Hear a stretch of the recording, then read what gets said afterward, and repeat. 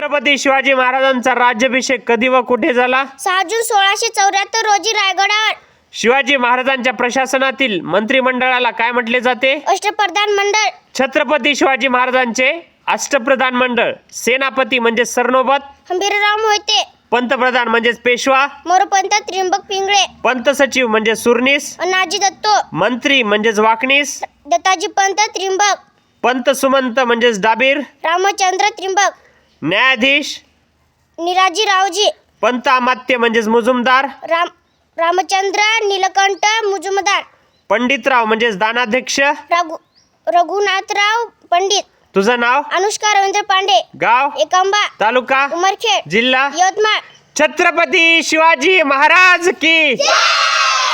छत्रपती शिवाजी महाराज की. छत्रपती शिवाजी महाराज की.